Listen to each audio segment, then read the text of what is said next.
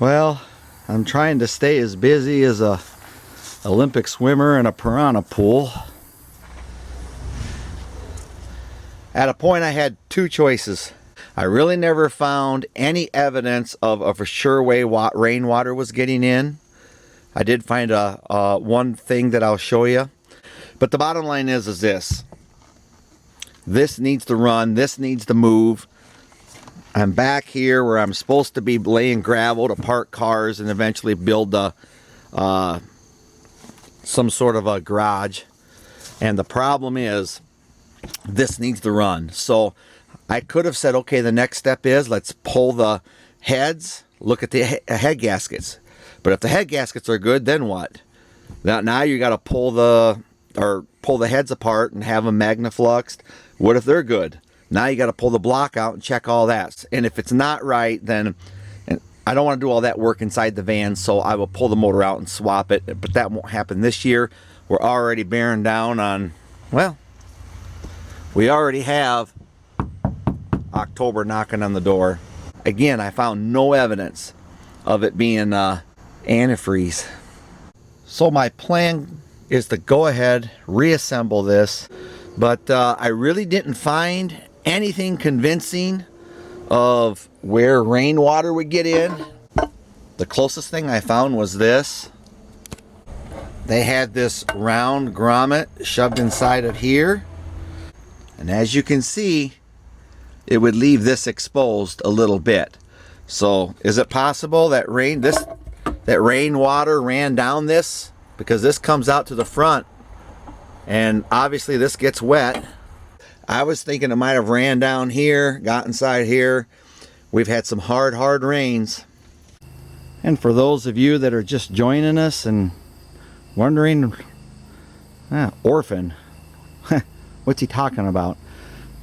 Just go back a couple of videos and I made some short videos about what this is going on and what's happening here. But in fact, I even made a playlist, I think. I better go check, make sure. One of the things I wanted to share is that you can swap a cam with the motor in there, but I had to remove the radiator. And then the one I'm putting in is the long snout, which means it takes the fuel pump eccentric. So I loosen a couple of bolts on this side that hold this in, and see how this wiggles in and out a little bit. You can see it right there. And that's all I needed. The cam I'm putting in here is out of an 89 roller 360 motor, LA. My goal is eventually to run the mechanical fuel pump and not the one from the fuel tank on this 89 van. Means it's a LA grind and not a Magnum grind. It'll be like a stock 360 cam, except I'll have 1.6 rockers instead with the Magnum instead of the 1.5 that the LA would be. So gain about 30 thousandths lift doing that, but other than that, it's like a complete stock 360 cam out of an 89 LA motor. I don't need a competition cam in here.